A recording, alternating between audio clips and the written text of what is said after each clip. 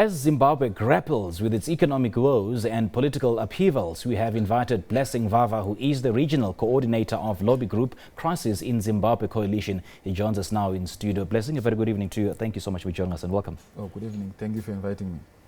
Now, the Deputy Chief Secretary in the Office of the President, Charles Charamba, has said that the dialogue between the two parties will only happen if and only if the MDC agrees to recognize President Emmerson Mnangagwa as the legitimate leader of the country. And we've seen Nelson Chamisa earlier on saying that he's written 5 letters already to President Mnangagwa, and which he hasn't responded.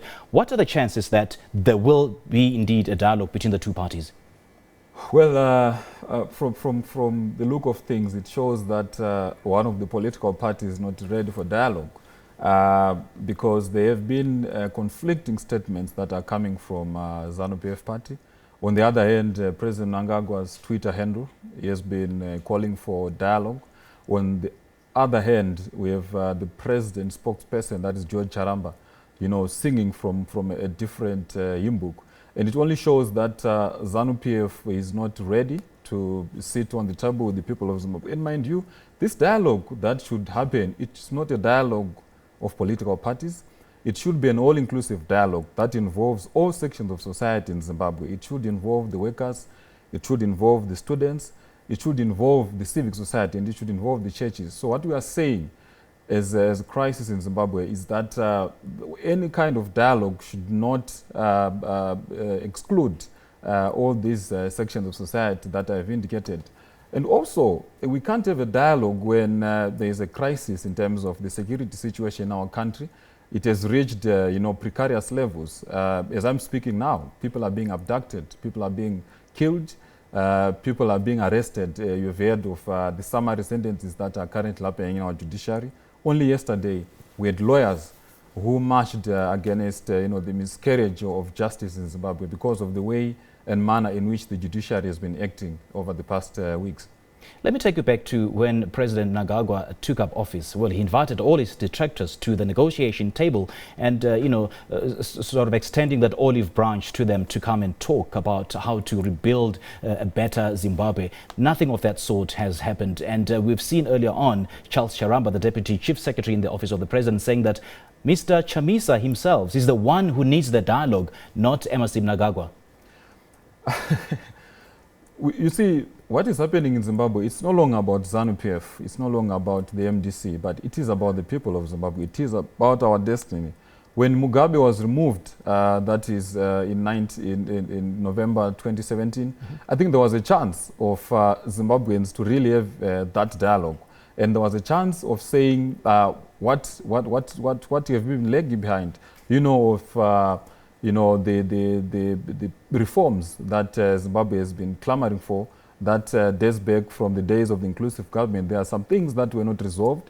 You talk of the security sector reform, you talk of media reforms, you talk of the electoral reforms. And sadly, we went into an election last year without addressing those kind of reforms. And we are still, stuck in that era where Zimbabweans are finding themselves, talking about an uneven playing field in as far as the political arena is concerned. How is the mood there? It's quite sad and very deplorable. You've heard of, the rapings that, was taking place during the raids by the army. You've heard of the people that were killed. You've heard of, the spiraling down of our economy. What I can say is that Zimbabwe's case has become an urgent case that the regional leaders, regional bodies like SADC, the African Union, should look at urgently because failure to do that, I see a situation where it's going to degenerate into other countries. In South Africa has already started feeling the effects, and opposition parties in South Africa have already, started calling for dialogue in Zimbabwe. And I think that it is upon everyone, Zimbabweans included, to start talking about genuine dialogue, not the dialogue that Mr. Charamba is talking about, this hogwash.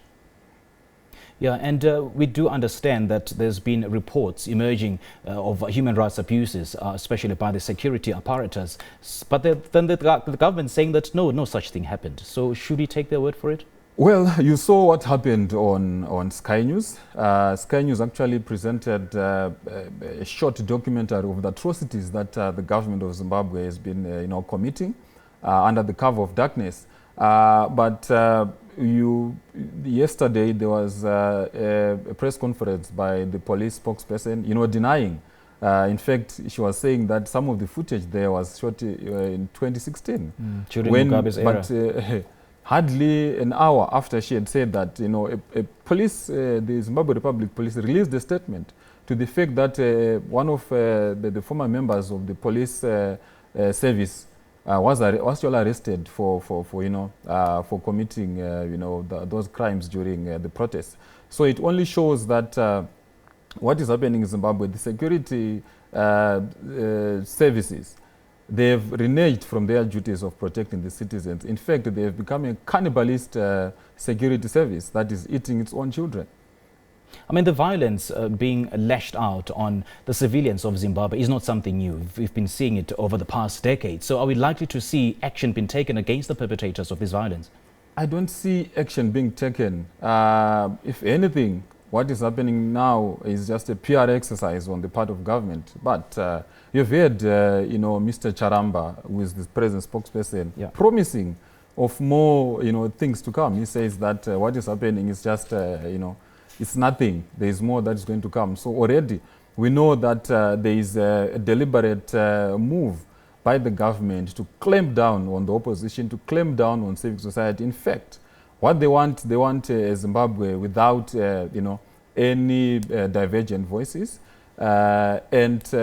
What we are facing now, if we are to really look at the situation in Zimbabwe, is a military establishment. Zimbabwe is now effectively under a military dictatorship. And Nelson Chamisa, the MDC leader, has said that there is a $6 million fund that has been set up by the government to wipe out the party. Should we take this report seriously? I wouldn't want to dismiss that because if you look at how the cases are being built, the build-up, in trying to accuse the opposition and the civic society in trying to unseat the government, you can just see that it's a systematic, all of it that is happening is a pattern. It's something that is well choreographed in trying to shut all the opposing voices of President Mnangagwa's misrule. So you can't even rule that out.